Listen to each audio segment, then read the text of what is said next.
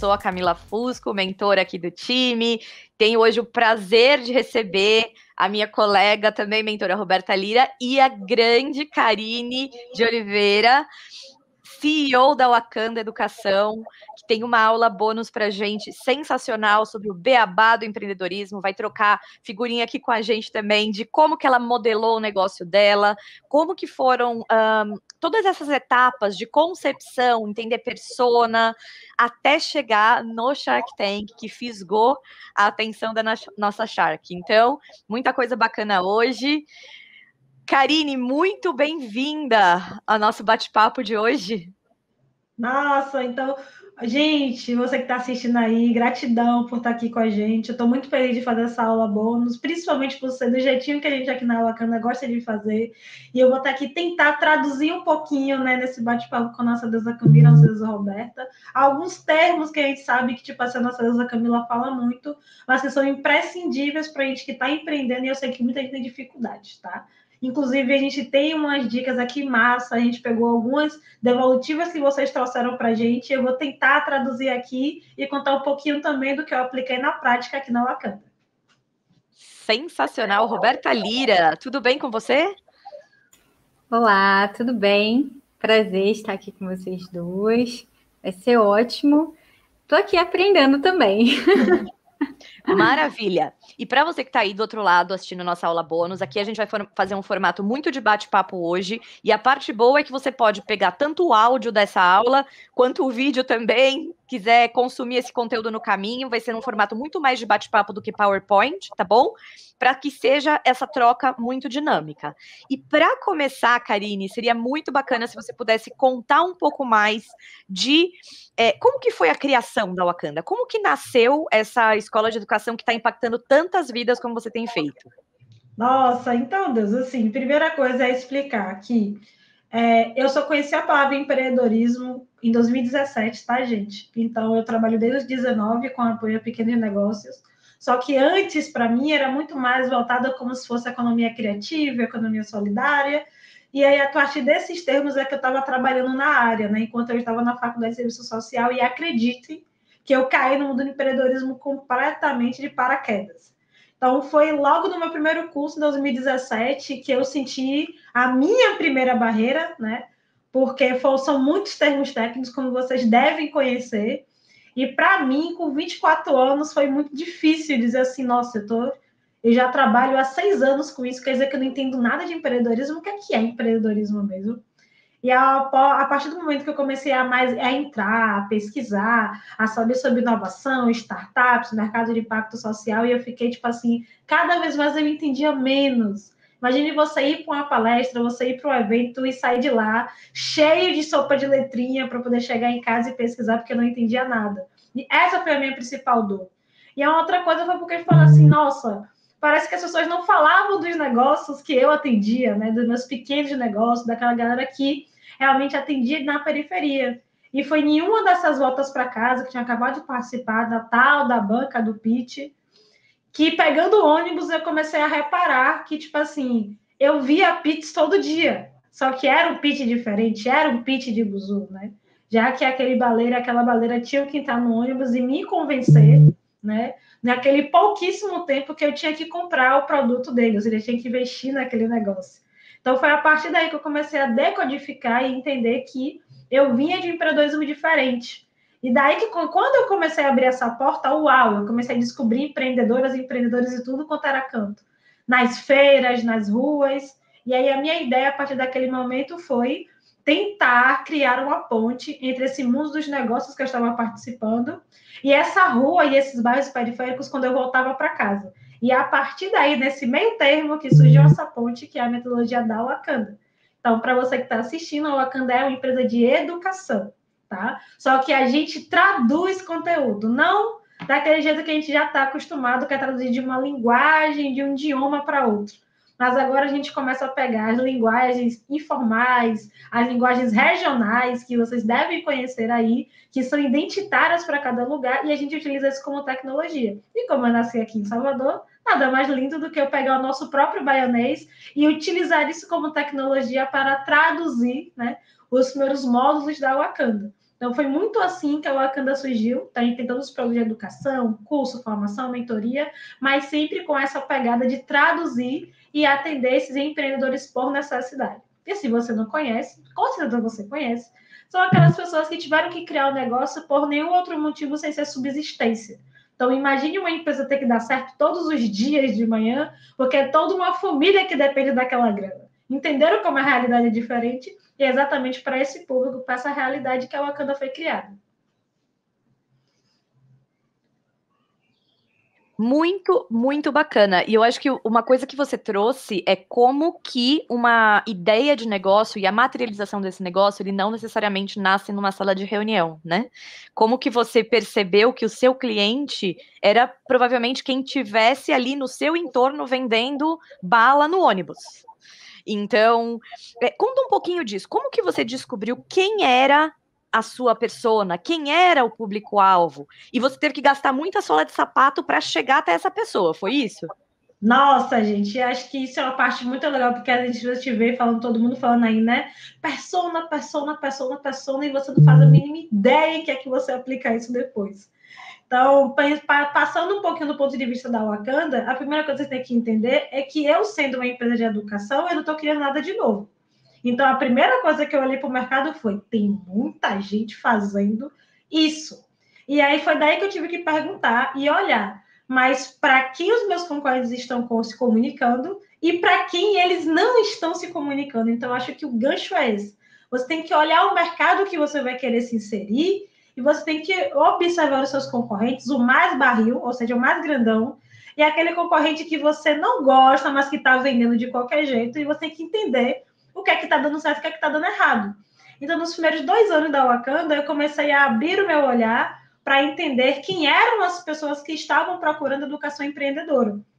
E daí que eu percebi que tinham outras pessoas que eram muito parecidas comigo, que eram pessoas de periferia e que tinham esses negócios por necessidade que até então eu nunca tinha ouvido falar. Eu tive que pesquisar para saber que negócios eram esses, que para mim e para os lugares onde davam aula, parece que tudo é empreendedorismo por opção. E não necessariamente, infelizmente, é assim, são realidades completamente diferentes. Foi daí que eu entendi que tinha um grande público que, infelizmente, esse público não estava sendo atendido. E olha, acredite, do grande ao pequeno. E aí uma outra coisa que eu fui entender foi quem era esse público, né? Então, ou seja, quem é que empreende por necessidade? E aí eu comecei a pesquisar um pouquinho também no Google, mas também trabalho muito de campo, gente. É importante vocês estarem em contato com as pessoas. Então, Karine, não sou minha persona, não sou meu cliente. Ótimo, procure quem é e converse com essa pessoa.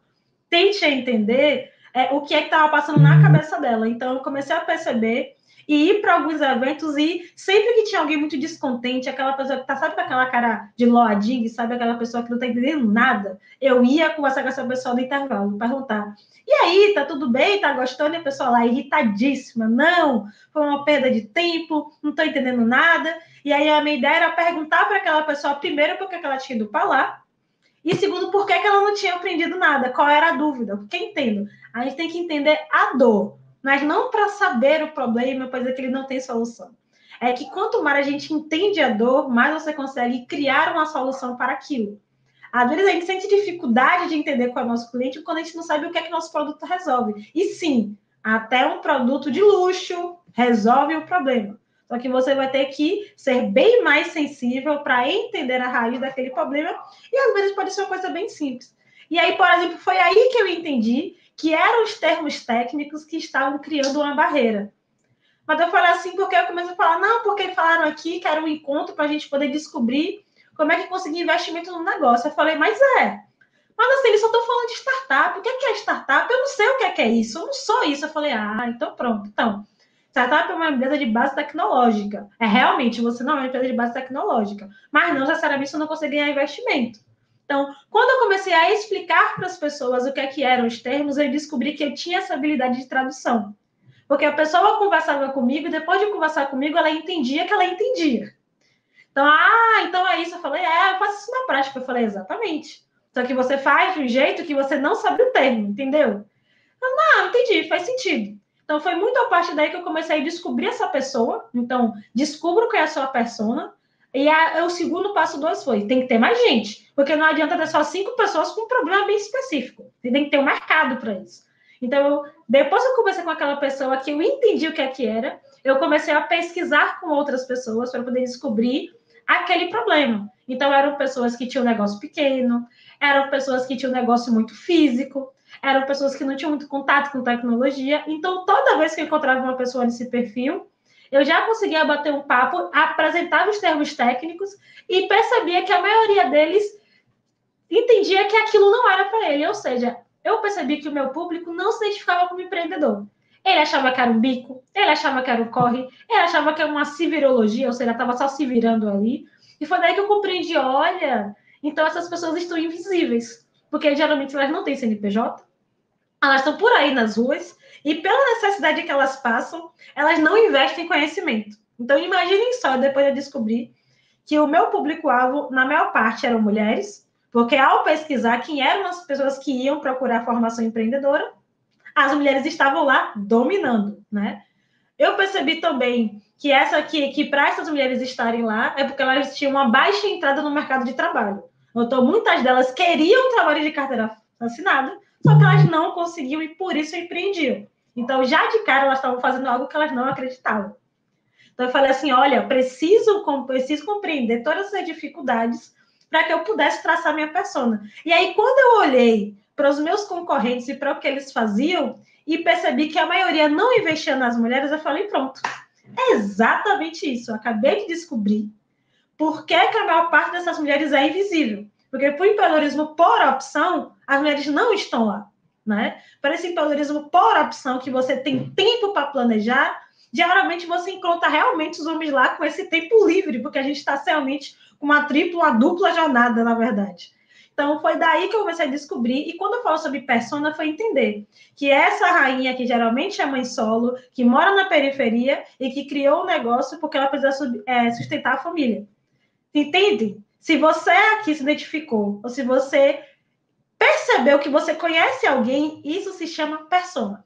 É quando eu dou as características da pessoa, mas que você, na hora, se reconhece e diz que eu estou falando com você. E é exatamente por isso que a gente tem que traçar a persona. Meu público-alvo são mulheres, mulheres negras, mulheres periféricas, são características mais abrangentes. Mas quando a gente traça a persona, é para na hora que eu escrever e chamar você de deusa, é para você se reconhecer e dizer, ela está sim falando comigo. Então, compreenderam que isso na comunicação funciona, porque quanto mais as pessoas souberem que eu estou falando com você, mais elas vão querer consumir o seu conteúdo, o seu produto e serviço, porque elas sabem que elas estão sendo exatamente feitas para aquilo. Sensacional. E, Karine, uma pergunta. Você teve que fazer algum trabalho? Porque se essas mulheres, ou se esse seu aluno em potencial, muitas vezes nem se via como empreendedor, né? Era o que fazia o bico, por exemplo. Você teve que, de alguma forma, trazer a consciência dele não, você empreende sim, esse seu corre aqui do dia a dia, na verdade, ele é muito mais do que isso. E você pode ganhar muito mais dinheiro, talvez até com menos esforço, né?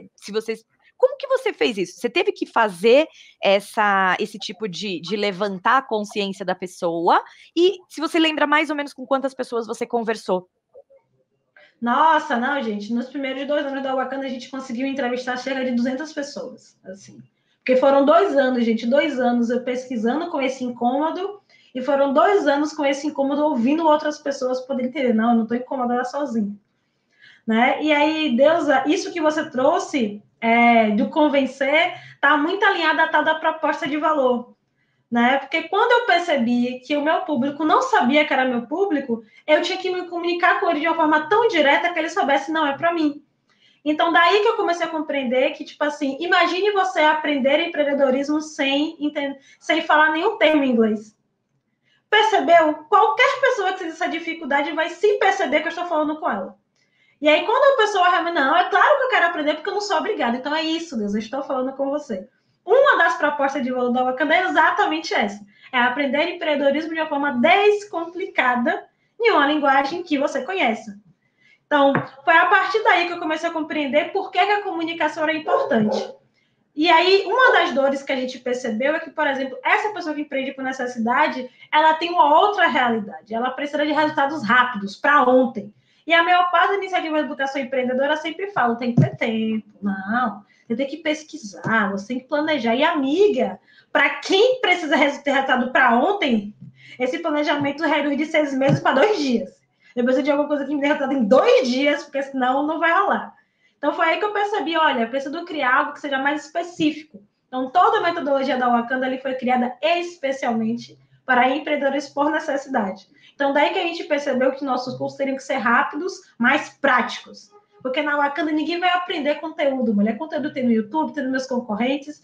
Eles vão trabalhar habilidades. Porque aí o que é que a gente convence ele? Eu vou trabalhar uma habilidade em você que no outro dia você vai ganhar dinheiro com ela. E é isso. E o legal é que a gente consegue entregar isso de forma muito prática. Porque quando vem uma rainha dizendo que ela não está ganhando dinheiro e ela está vendendo bem, significa que ela está com problema de precificação. E aí eu explico para ela, eu só quero 8 horas com você, mas em 8 horas você vai saber o produto precificado. E eu consigo fazer isso na prática, porque toda a nossa metodologia é prática. Então, ela não vai aprender sobre precificação, ela vai passar 8 horas precificando junto comigo, apertando a mente dela ali, para ela entender o que foi que ela esqueceu na precificação. E aí, quando ela descobre, ela, uau, então quer dizer que o problema era esse. Eu esqueci de me pagar. Eu falei, exatamente. Tá vendo que era só um detalhe? Que o resto você sabia fazer? Então, fica muito mais fácil essa pessoa, no outro dia ou no mesmo dia, botar em prática no negócio dela e entender o que é que aquele conhecimento dá resultado. E aí, por isso que a Wakanda trabalha com um público completamente diferente, que é esse público que precisa de tudo para ontem. Então, eles focam na habilidade. Eles querem aprender uma habilidade, eles querem aprender uma habilidade rápido. E isso eu consigo fazer por conta da linguagem e da metodologia que a gente coloca. Então, por isso que a proposta de valor, né, é você aprender uma habilidade que dá retorno financeiro rápido. E isso a gente entrega muito de cara. Então, acreditem, gente. Vocês vão ter uma proposta de valor diferente para cada tipo de cliente.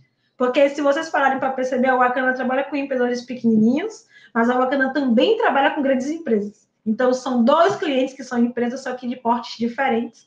E para as grandes empresas, a gente resolve outros problemas, né? Só que a ideia do que a gente conseguiu trabalhar com os empreendedores por necessidade foi entender que os meus concorrentes não conseguiam fazer isso. Na verdade, o público de empreendedores por necessidade era o público mais odiado por todo mundo, porque dizem que eles não gostam de pagar.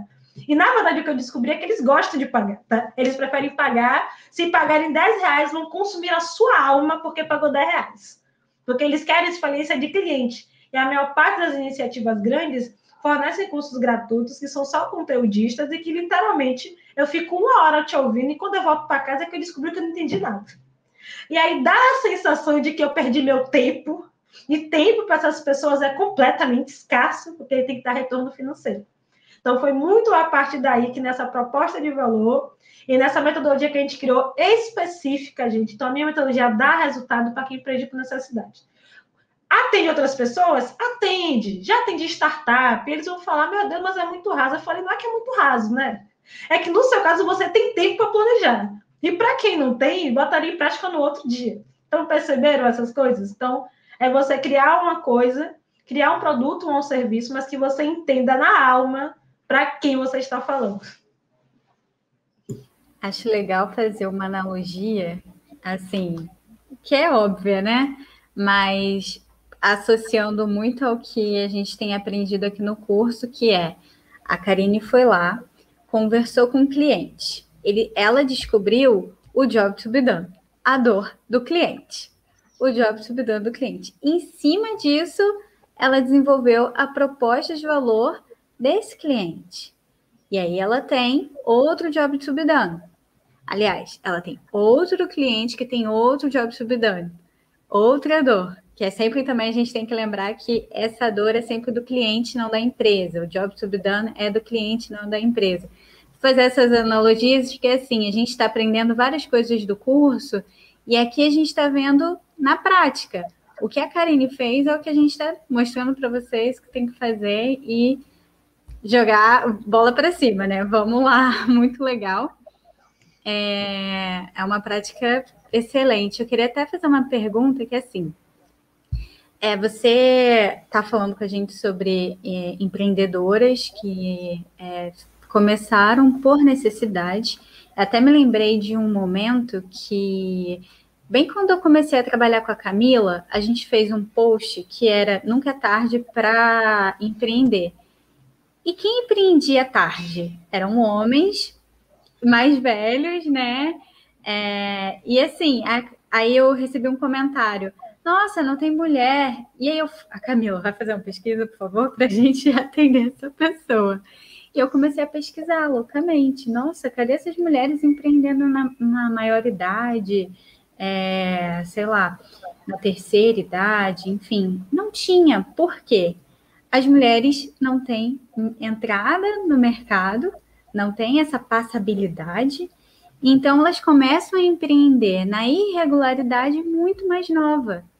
É muito legal a gente ter essa percepção e entender que a gente tem uma oportunidade incrível, tanto aqui quanto com a Karine e tal, que a gente consegue fazer com que essas mulheres sejam ainda mais capacitadas, né? Muito, muito bacana. E aí, o meu ponto por elas estarem ali por necessidade, sem capacitação, qual é o seu ponto para dizer o digital está aí, você vai ter que pegar de alguma forma, porque a gente entende que são pessoas que em algum momento elas não têm tanta afinidade com a tecnologia ou até mesmo acesso. Como que você fez isso? Se você fez ou não, só para a gente entrar no tema. Não, gratidão, Deusa.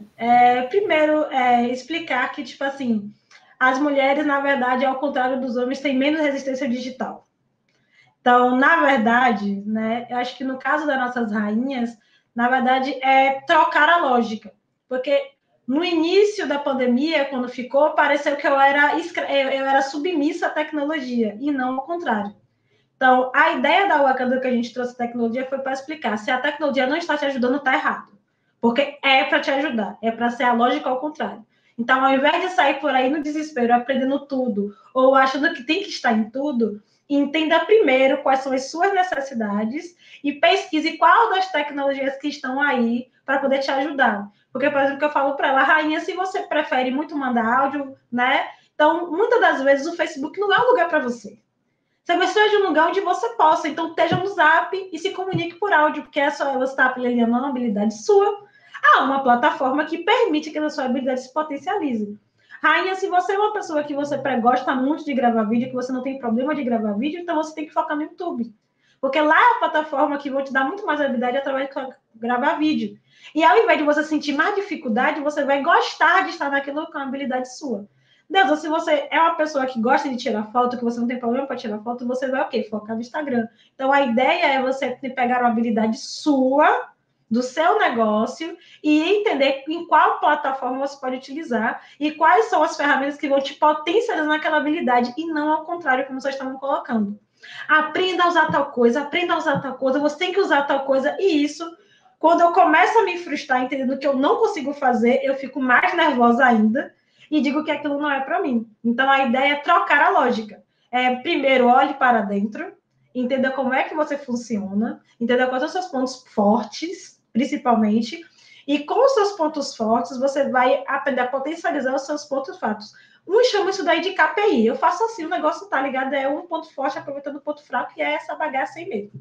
Entendeu? Então, é isso. Então, a partir daí que eu mostro para elas que a tecnologia veio para ajudar, porque aí, quando ela faz nesse processo mais orgânico, a tecnologia ajuda. E ela entende o processo de aprender aos poucos outras tecnologias.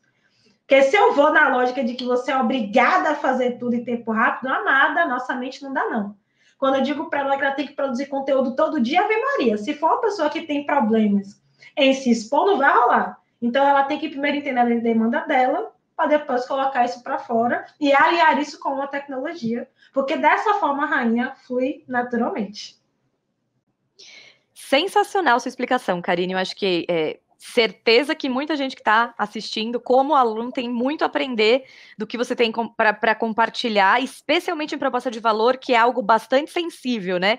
E você levou um certo tempo até afinar, né, a proposta de valor para os seus alunos, né, para os seus clientes. Não é uma coisa que nasceu do dia para a noite, né? Leva-se um tempo. E eu tenho aqui alguns exemplos, alguns alunos já mandaram algumas propostas de valor, e aí seria legal se você comentasse a respeito, se você entende o que né, a empresa está oferecendo, qual que seria um diferencial também. Então, vou trazer alguns para você. Podemos? Deve, rainha, pode mandar. Vamos lá. Uma aluna mandou o seguinte: desenvolver a memória afetiva e sabor através do alimento sem leite. O que você acha da minha proposta de valor? Ela está trabalhando com comida sem lactose. Oremos que seja isso. Arrasou. É isso. Ela não dá detalhes do que especificamente ela faz. Tanto que, assim, olhando até nos outros comentários também de colegas de turma que deram uma opinião a respeito, alguns perguntaram, mas é o quê? É vegano? Ou, na verdade, você trabalha com algum tipo de leite vegetal específico, ou leite sem lactose? Então, isso ela não explicou. Você acha que poderia ser um pouco mais refinado para conversar mais com o público com quem ela está falando? Pronto, é porque, tipo assim, quando a gente fala sobre proposta de valor, por exemplo, a ideia, o que ela tem que testar é, tipo assim, eu talvez não seja a cliente dela. E talvez por isso que, para mim, pareceu, eu não consegui identificar qual era o problema. Por exemplo, né? Porque a proposta de valor tem que literalmente resolver, me deixar direto o que eu resolvo no problema, sabe? Então, a proposta está incrível, está muito afetiva, assim, toca muito pela emoção, mas eu preciso entender qual que resolve, né? Então, eu acho que nesse caso dela, o que eu indicaria seria apresenta essa proposta de valor, sem dizer o que a empresa faz, e pede para a pessoa responder. Se a pessoa conseguir te dizer o que é que a sua empresa faz, está certo. Se a pessoa não conseguir ficar na dúvida, refina de novo. Porque tem que estar, a proposta tem que estar nítida, né?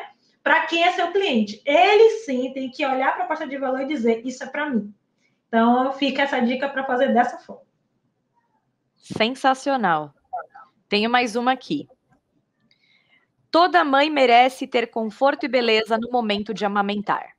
Uau! Nossa, velho, essa daí eu gostei muito, porque ela fala sobre esse disco. Eu não sei se seria um salão de beleza que permite a amamentação, né? Não sei, pareceu. Mas também pareceu muito, tipo assim, que resolve aquele problema das mulheres que precisam amamentar na rua e ficam desconfortáveis porque as pessoas não sabem lidar com isso, né? E, enfim, né? Então, eu acho que pode ser algum produto que deixe a mulher mais confortável e, né, um produto que pode ser uma coisa de roupa para ela estar utilizando naquele momento. Foi o que pareceu. Vou te contar o que ela tem aqui. Ela tem uma loja de moda íntima para público gestante. Uau! Arrasou. Você acha que casou? Casou. É porque muito me pareceu, porque quando ela fala na hora de amamentar, um momento muito íntimo. Então, para isso ser um incômodo, né? Eu quero ter uma proposta de valor, parece ser uma coisa para fora, né? Mas, assim, para a moda íntima não ficou, tipo assim, tão claro, não. Mas, tipo assim, acho que para um público de mulheres gestantes, ela fala claramente. Elas vão saber que estão falando com elas e é esse o objetivo para poder iniciar a conversa. Então, arrasou. Muito bom. Temos agora... eu vou dar só algumas dicas. É do ramo de serviços. Vê o que conectaria para você. Um bom profissional merece um bom visual. Agende seu horário agora. É de estética. Só pode ser de estética.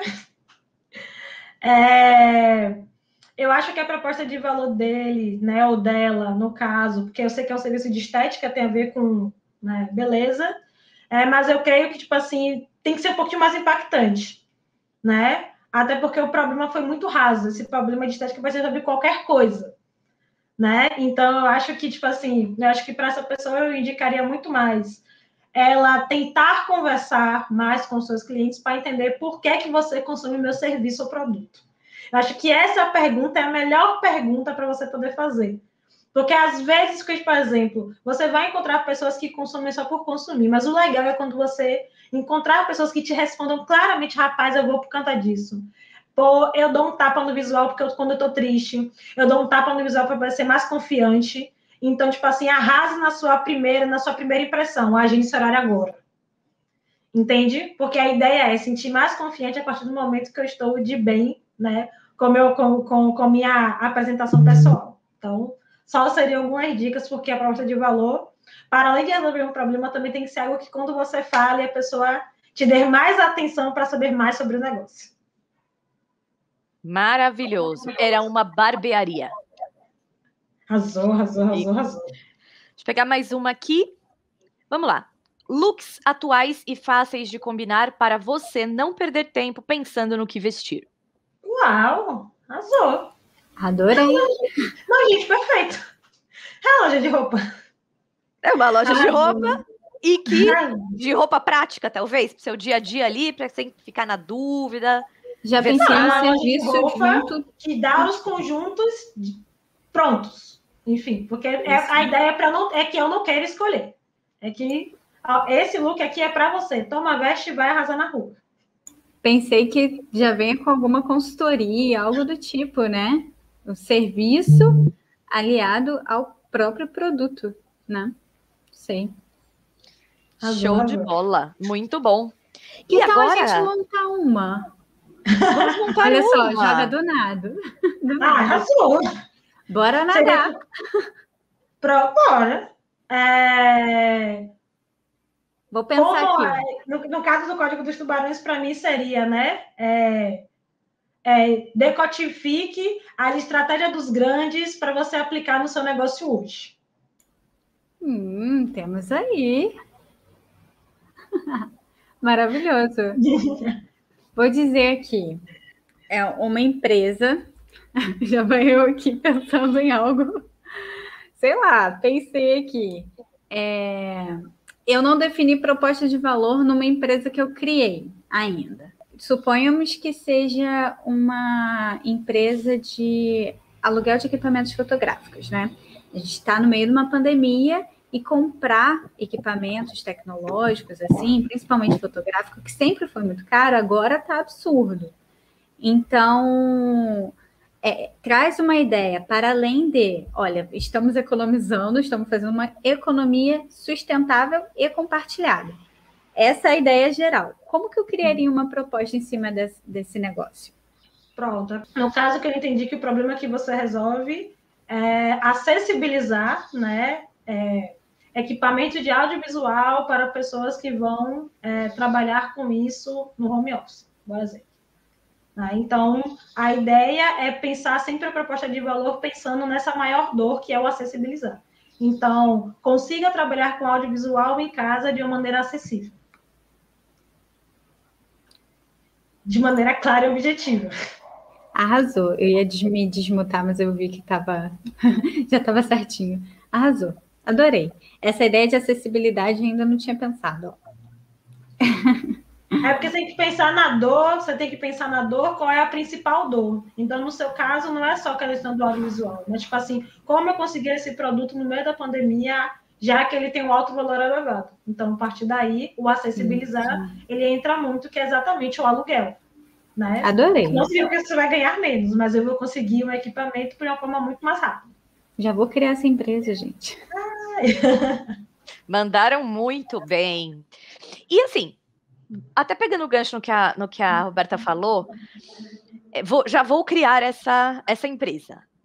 Podemos falar de barreira de entrada e diferencial competitivo? Porque tivemos alguns alunos também durante o curso que falaram, nossa, eu achava que eu ia nadar de braçada aqui no meu mercado, mas eu tive mais dificuldade do que eu imaginava, porque eu não previ ou não mapeei ao certo quais eram os concorrentes e qual era a dor da minha persona. Então, o que você tem para falar, tanto em relação ao Wakanda, em relação ao que você vê dos seus próprios alunos sobre barreira de entrada? Nossa, Deus, e tipo assim, gente, isso é uma coisa que a nossa deusa Camila fala bastante lá no Shark. Então, se vocês perceberem, é uma coisa que quase sempre ela questiona sobre a questão da barreira de entrada. Porque, assim, primeiro que empreendedor, geralmente, ele tem aquele mito de dizer, meu Deus, só eu faço do jeito que eu faço, e isso está completamente errado, todo mundo tem concorrentes, se não tem um, tem vários. Então, a gente tem que aprender a fazer uma boa análise de mercado com o pé no chão, porque é isso que vai fazer com que você entenda. Então, poxa, né? Hoje a Wakanda faz tradução de conteúdo. Mas a primeira coisa com que você compara o Wakanda é só com empresa de educação. E se você olhar por esse olhar, tem um bocado, tá? Então, construir uma metodologia não é um diferencial competitivo, gente, porque metodologia todo mundo constrói, tá? Não é uma coisa, tipo assim, que é exclusiva da Wakanda. Então, o que a gente tem que procurar perceber, eu tenho que olhar os meus concorrentes e entender o que a gente tem de igual, porque na hora da comparação, o cliente não vai saber te comparar por diferente. Ele vai associar o que você faz com a primeira coisa que ele vê. E eu sei que você se frustra muito com isso. Pô, Karine, eu passo um brigadeiro com chocolate belga e o pessoal fica me comparando com esse negócio de usar, né, gordura hidrogenada. Eu falei, desculpa, Deus ama de chocolate. A maior parte das pessoas só comem. Não sabem diferenciar no paladar, entende? Então, você tem que partir do ponto de vista do cliente, que é exatamente, às vezes, são coisas muito simples. Então, se eu ensino, qualquer empresa educacional é minha concorrente, tá? Então, já de cara, é o mercado de educação completamente inflado. E olha que eu disputo com os milhares de milaborantes e milagrosas fórmulas de lançamento por aí, tá? Então, qualquer pessoa pode dizer que vai mudar a vida de você de forma rápida e para ontem, entende? Então, nada disso, quando você compara, quando você olha o mercado, você começa a perceber que muitas das coisas que você valoriza na sua empresa não são só suas. E tudo bem, porque a barreira de entrada é quando você tem essa pesquisa de mercado feita de forma sólida, e a partir daí você começa a perceber o que é que eu posso fortalecer a minha empresa, que vai fazer com que o cliente, na hora da decisão, opte por mim e não pelo outro. E essa é a pergunta que a gente tem que fazer. Geralmente eu falo, tipo assim, gente, se macho não é fiel, que ele dá esse cliente, tá? Há quem acredite em fidelidade, mas a gente não vai trabalhar sobre isso aqui. Mas, Deusa, pergunte para seu cliente quando você não atende o que é que ele faz. Ele vai te dizer concorrentes que você nem imagina. Que era seu concorrente, ele vai te dizer. Porque quando você não atende, ele não fica lá esperando você estar disponível, não, maravilhosa. Ele vai procurar o que ele quer no mercado, porque ele quer para ontem. Entende? Então, a melhor coisa para você mapear seus concorrentes é perguntar ao seu cliente onde eles compram o que você faz quando você não atende. E quem eles têm como referência para além de você. E desculpa, eles têm. Desculpa, mas ninguém é exclusivo, ninguém é substituível e é importante. A gente está com o coraçãozinho de boa para ouvir isso. E daí que vem como a gente fortalece a barreira de entrada. A nossa deusa Camila me ensinou que é quando você fortalece o seu diferencial de uma forma que outras pessoas até tentam te copiar, mas elas vão demorar para fazer isso ou não vão conseguir fazer na qualidade ou rapidez que você faz. E isso é uma barreira de entrada. Às vezes está aí. Às vezes não necessariamente eu tenho que ter uma exclusividade ou algo, porque a gente com a globalização, com a internet, oh Deus, ela tá na rede é peixe. Entende? Então, acho que muitas das coisas, por exemplo, na Wakanda, o que a gente percebeu é que a maior parte das empresas que trabalham com essas pessoas, eles trabalham de um modus operandi muito tranquilo, que é esse. Pegar conteúdos que já estão validados, foram criados para grandes empresas, para a nossa deusa Camila, por exemplo, e dizer que... E é simplesmente pegar o mesmo conteúdo e aplicar para um cara que tem barraquinha de fruta e dizer que vai mudar a vida dele, tá? E a gente sabe que não é bem assim. Existe uma linha bem tênue entre a aplicação dos conteúdos e o contexto daquela realidade. Então, uma das coisas que a Wakanda faz e que a gente coloca para fazer é que as nossas metodologias, ao contrário da metodologia dos concorrentes, elas são completamente moldáveis. Então, eu consigo modificar uma metodologia, criar um produto novo de forma muito rápida e sem perder a originalidade. O que geralmente os meus concorrentes, eles vão precisar de muito mais tempo, porque para eles é muito mais fácil criar um produto, padronizar e pá, acabou. Entende? Então, a gente já começa a parecer diferente.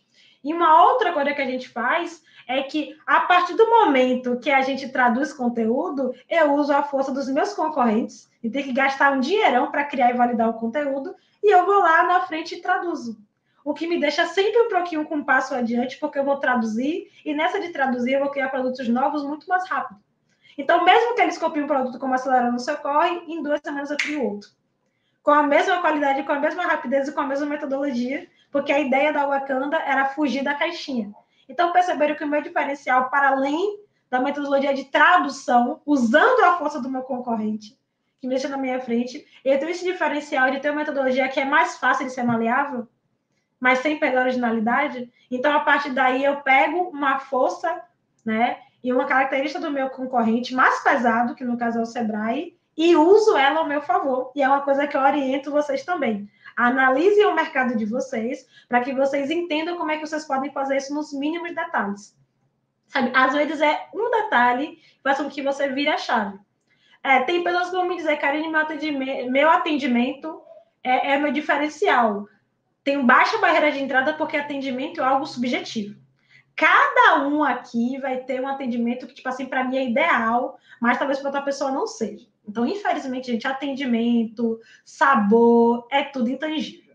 A menos que você tenha realmente um ingrediente completamente diferente desse negócio aí, que faz com que tudo faça diferença. Mas fora isso, coisas intangíveis são barreiras de entrada baixíssimas, tá? Então, o que você tem que tentar ver é alguma característica, alguma técnica, algum detalhe no seu operacional que te dê essa característica de força para que, mesmo que as pessoas copiem ou façam, você sempre tenha um coringa na manga para estar um pouquinho mais à frente. Então, a questão da barreira de entrada a gente coloca por aí, e por isso que a nossa Luísa Camila pega vocês para que vocês analisem o mercado.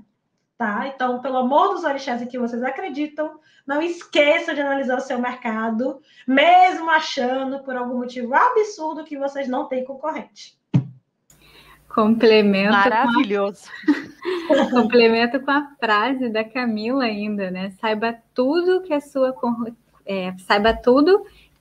concorrência faz para fazer tudo aquilo que ela não faz.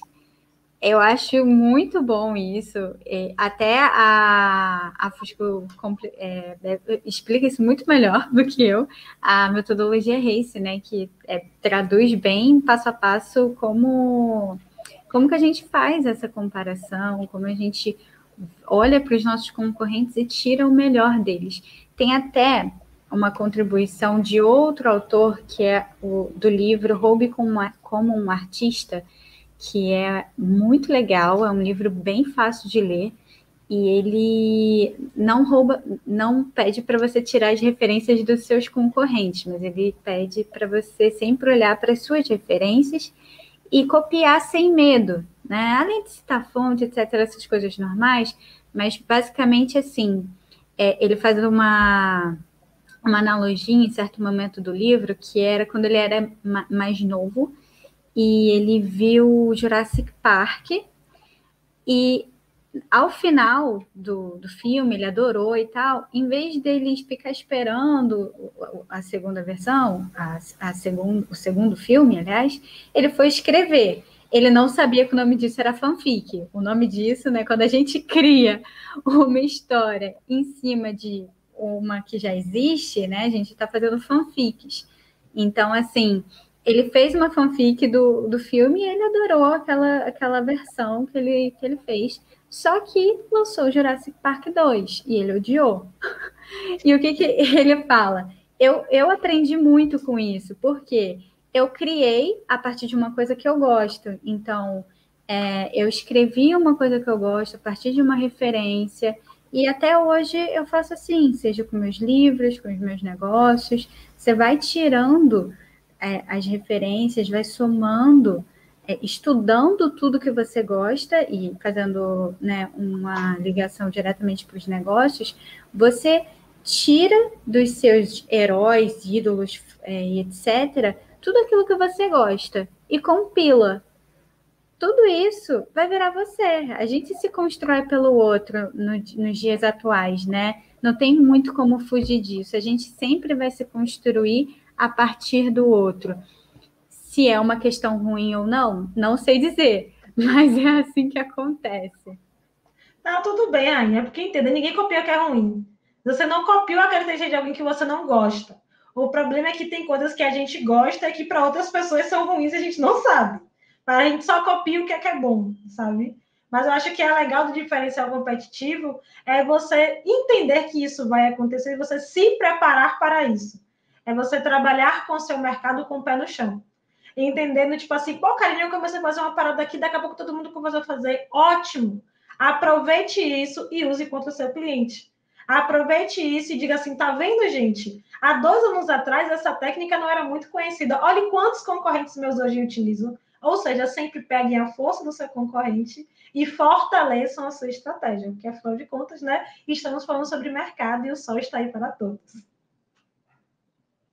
Maravilhosa. Para a gente finalizar essa super aula aqui, a gente vai para a parte da sopa de letrinhas. Tem alguns termos aqui que a gente recebe também, enfim, está na lista dos mais... Não só a sigla em si, né, mas os conceitos que estão em volta dele. E aí adoraria que você desse uma aprofundada, uma explicada dentro do seu ponto de vista do que é cada um deles. Eu vou começar com break-even. Nossa! O que quer dizer break-even, Karine? Por favor. Tá falando palavrão, Fusco? É, bastante. Gente, isso é uma coisa muito legal, é uma coisa muito difícil de ter também, tá? Que é o que a gente chama de pontos de equilíbrio, tá? Então, na verdade, gente, lembra quando você começa a empreender que o pessoal fala só daqui a alguns anos que eu vou ter, que a empresa vai ganhar lucro? Ó, quem tá te dizendo isso é porque já tem dinheiro, tá? Porque não é bem assim que a banda toca, não. Então, no início, a gente sabe que talvez, né, você não consiga se pagar no que você merece, mas tem que se pagar desde o início, tá? Pelo amor dos orixás, não se esqueçam disso. Então, o tal do ponto de equilíbrio é quando você consegue que, né, a sua receita, ou seja, o que a sua empresa produz, ele esteja equiparado ao que você gasta. Então, é aquela coisa, sabe quando você fala no final do mês, paguei todo mundo e não devo a ninguém? Então, é basicamente isso, sabe? É você estar aqui e você entender, olha, o gasto da minha empresa geralmente é esse daqui, esse X, né? E o que eu tenho que ter de receita no mínimo no mês é Y, para que as contas batam, porque isso vai ser a sua meta mínima. A sua meta mínima é não ter prejuízo. Então, você calcula o que seria o seu ponto de equilíbrio, né? Quanto você tem que produzir para se pagar, pagar as contas e não dever a ninguém. Então, isso é o que a gente chama de ponto de equilíbrio. Qualquer coisa abaixo disso é prejuízo, qualquer coisa acima disso é lucro. Karine, eu tive lucro de R$50. Teve porque sobrou, e lucro é aquele dinheiro sem destino. Se você realmente pagou todo mundo, tudo certinho e sobrou dinheiro, é o que a gente chama de lucro. E você tem que começar a se acostumar com esse dinheiro sobrando. Você tem que começar a fazer as suas contas, as suas metas financeiras para que esse dinheiro sobre. É o que a gente chama aqui na Wakanda de sair da lógica da escassez, que é essa lógica de viver com a corda no pescoço o tempo todo, para entender a lógica da abundância, que é o que a Camila coloca para vocês que estão aprendendo aqui no Código dos Tubarões, que era aprender a pensar grande. E eu sei que isso no início assusta, mas a ideia é uma coisa que ela me ensina também, é para a gente pensar grande. Cara, me sai desse negócio de querer ter 100 pessoas por mês, você tem que perder 1.000. E isso no início me assustou. Eu falei, Ave Maria, socorro. Não é que eu vou dar conta disso. E aí, quando eu comecei a entender no meu planejamento financeiro, eu estava acostumada a só ficar no ponto de equilíbrio. E, gente, ninguém merece isso não, tá? Viver o tempo todo desesperado para bater meta sua. Não. Aprender a pensar junto com a Camila é você aprender a pensar, você tem que ter um dinheiro em caixa para ficar 6 meses de boa, entende? Para você aprender a respirar. Isso é muito importante para a gente que está empreendendo. Então, a ideia do ponto de equilíbrio é calcule a sua meta financeira, precifique o seu produto direito, para você saber qual é a sua margem de contribuição, ou seja, o dinheiro que você ganha realmente depois de tirar os custos do produto. Não se iludam achando que você vende produto de R$25 que você ganha 25, tá? Se não tirar o custo do produto, querido, você não ganha nada, tá? Tem que saber certinho daí, para então você calcular a sua meta de vendas e o seu ponto de equilíbrio, né? A receita necessária para pagar todas as despesas e, infelizmente, não sobrar nada. Para empresas de serviço, o raciocínio tem que ser o mesmo? Com certeza. E o legal de você saber o seu ponto de equilíbrio, por exemplo, é você já calculou quanto é que a sua empresa e você precisam por mês para sobreviver? Você não calculou isso. Para quê, né? Não faz sentido. Então, tem que começar a pensar que vocês só vão conseguir separar as finanças quando vocês entenderem o que é que você, enquanto pessoa física, precisa e o que a sua empresa precisa separado. E aí você vai juntar essas duas coisas e vai colocar isso na sua meta de vendas. Porque o problema é que as contas se misturam é quando você não calcula essas coisas separado e bota tudo junto. Você precisa continuar sobrevivendo no início do mês e a sua empresa também. Então, enfim, né? Aí fica difícil separar, fazer o que a gente chama aqui de divórcio das finanças. Então, calcula separado, entende o que é que você precisa e trace uma meta de vendas. Primeiro, para você entender o que é o mínimo, ou seja, o mínimo, o aceitável, é o ponto de equilíbrio, tá?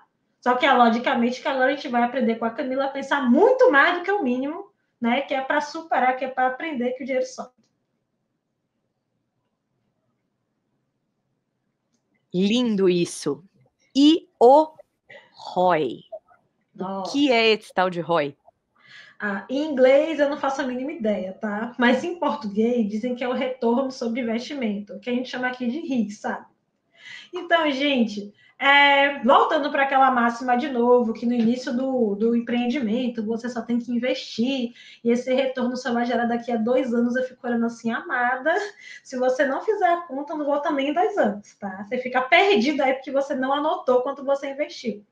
Então, não necessariamente o investidor vai ser a nossa tubarão Camila, sabe? Tipo assim, às vezes vai ser você mesmo, queridona, fazendo seu próprio investimento no seu negócio. Só que você precisa entender que ele tem que te devolver. Ou seja, o seu negócio precisa te devolver o dinheiro que você investiu. E é para isso que a gente calcula o ROI, ou no nosso caso, no brasileiro, o RISIT, que é o retorno sobre investimento. Então, é você calcular, vou começar a investir R$600 no meu negócio, vou produzir X produtos ou serviços, e desses X produtos ou serviços eu vou ter de quanto de retorno de investimento? Então, imagine, por exemplo, eu invisto 1.000 para gerar 2.000. Só que desse 2.000, 500 é só que eu vou voltar para a produção de novo para produzir mais, né? Sobrou 1.500. Desses 1.500 eu pago minhas contas fixas. Eu preciso entender desse dinheiro que sobra, quando esse dinheiro que sobra é o meu retorno de investimento. Então, eu posso calcular, por exemplo, que mensalmente eu vou voltar 20% desse investimento. E eu preciso entender quanto é que é 20% desses 1.000 conto todo mês a mais para que esse retorno volte. Aí você faz a programação. Olha, eu quero ter o retorno desses 1.000 aqui, com essa meta de vendas aqui, para que em 6 meses, para que em 1 ano, esses 1.000 volte.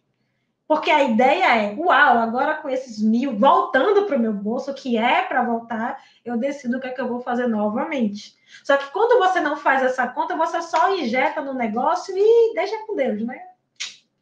Daqui a alguns anos ele vai dar resultados, eu não faço a mínima ideia do que eu tenho de patrimônio mesmo, e por aí vai. Agora, se a pessoa encerra o negócio, investir R$5.000, não tiver retorno nenhum, ou seja, você sai no prejuízo. Então, a ideia de você calcular o nosso RIS ou ROI é para que você, quando começar a investir no seu próprio negócio, mesmo que seja pouco, você aprenda a calcular quanto tempo você precisa levar para que esse dinheiro volte, para que, no mínimo, esse dinheiro volte. Porque senão não adianta, tá? E aí é muito legal você aprender a fazer essa conta assim. Então, por exemplo, a Wakanda começou com pouquíssimo, tá? A Wakanda começou com R$200. Desses R$200, do início do ano, eu só conseguia... A minha programação em 2018 é que esses R$200 iam voltar em 8 meses. Porque eu não estava produzindo muito, né?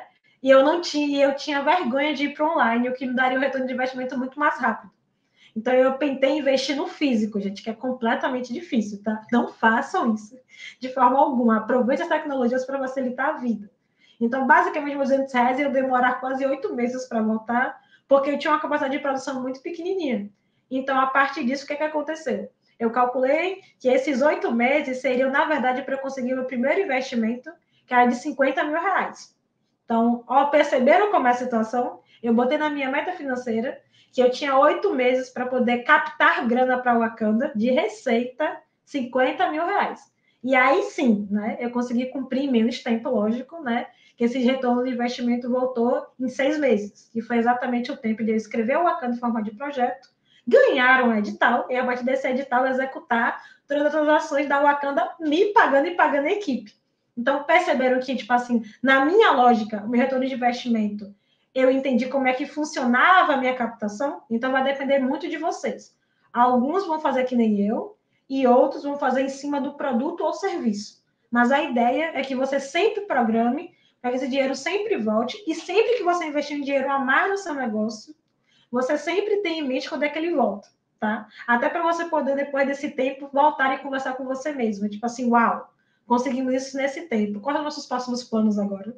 Porque o empreendedor legal, bom, é aquele que nunca para de crescer. Então, você consegue uma meta, já vai pensando na outra. Maravilhosa! E para a gente finalizar, o que é o payback? Nossa! Payback, gente, fica parecendo que é aquela linguagem de investidor, sabe? Que você só vai falar se você falar no tanque dos tubarões. Mas se alguém na sua vida te pedir dinheiro emprestado, você sabe que é payback, sim. Que é a primeira pergunta que você faz para a pessoa. Mas sim, esse dinheiro vai e volta quando? É o que a gente chama aqui na Wakanda de 2V, entendeu? Aquele dinheiro que vai e volta. Então, o payback é a mesma coisa. Quando você de um pouquinho diferente no ROI, mas ele está muito mais ligado ao dinheiro que você recebe de investimento. Então, não adianta dizer que só porque você tem dinheiro que você vai sair emprestando aí. É a mesma coisa do tubarão, tá, gente? Não é porque ela tem dinheiro que ela vai injetar assim, não, tá? Você tem que mostrar para ela em quanto tempo esse dinheiro volta para ela e quanto por cento a mais, inclusive, tá? Importante, porque a gente estamos falando aqui sobre empreendedorismo e sobre ganhar dinheiro. Então, a ideia do payback é, vou te emprestar R$200, eu quero 400, eu devolver em quanto tempo? Então, eu preciso que você me diga sobre... então, a pessoa vai te dizer o ROI dela e, a partir disso, você vai entender qual é o seu payback. E é a mesma coisa ao contrário. É quando você investe essa grana, tá? E no modelo de negócio da pessoa, você entende que esse dinheiro volta. Então, você imaginar, a pessoa me pedindo R$50, ela não está conseguindo nem pagar uma cerveja para ela no final de semana, esse dinheiro vai voltar? Vai nada, vai não. Então, tem que analisar exatamente como é que essa pessoa se comporta financeiramente, para ela poder te mostrar se ela vai ter quando te devolver e no tempo que ela te disse, tá? Parece que é uma coisa simples, mas se a gente começasse a pensar assim, a gente não precisaria dinheiro para quase ninguém. Porque as pessoas geralmente não sabem responder essas perguntas básicas para a gente, de quando é que esse dinheiro volta e por que ele não vai voltar mais, já que é um dinheiro emprestado. Mas, assim, brincadeiras à parte, é muito legal, porque quando você começa a conversar sobre payback, você começa a ensinar as pessoas o que elas precisam de organização financeira. Por que elas precisam precificar bem, ter completamente controle sobre a produção e as finanças delas, e daí que vem aquela máxima, sabe, gente? Quanto mais controle você tiver da produção, melhor vai ser o rendimento do seu negócio, porque você vai conseguir olhar ele de forma completa. O empreendedor que não faz isso, aquela pessoa que fala assim, olha, eu não vou nem olhar a conta do cartão porque me assusta. Oh, Deus, fica difícil essa pessoa crescer, porque ela não pode ter medo de dinheiro. A gente não tem que ter medo de dinheiro, tá? Uma coisa que eu aprendi com a Deusa Luiza Trajano é que o dinheiro é só ferramenta. Se você não souber utilizar, ela mais atrapalha do que ajuda. Então, a gente tem que aprender a melhorar essa relação com a grana e com a nossa relação financeira com o nosso negócio, para você ter maior maturidade de crescer. E, inclusive, de chegar ao ponto, né, que todos nós podemos investir em outros negócios, cada um no seu nível mesmo, né, e aprender a conversar sobre dinheiro com as pessoas. Eu vou te emprestar essa grana, e essa grana volta quando, em quanto tempo, e com quanto a mais. Importante. Maravilhosa, Karine. Acho que essa é a ideia. Te agradeço imensamente, o tempo está acabando, mas assim, a gente ficaria horas conversando com você. Obrigada, Beta, também pela participação. Tem um recado final que você queira dar para os nossos alunos? Ai, nossa, gente, primeiro agradecer estar aqui, já disse no outro momento, então aproveitem esse momento para destrinchar esse código dos tubarões e não se esquecer que cada empreendimento é um mundo. Então, o mais importante é você aprender qualquer metodologia, mas nunca se esqueça de colocar a sua identidade, o seu DNA nela, né? Ninguém vai saber orientar melhor o seu negócio do que você mesma, do que você mesmo, tá? Então, segue por esse baile aí que vai dar tudo certo. Sensacional, muito obrigada e até uma próxima. Tchau, tchau, gente. Tchau, tchau, pessoal.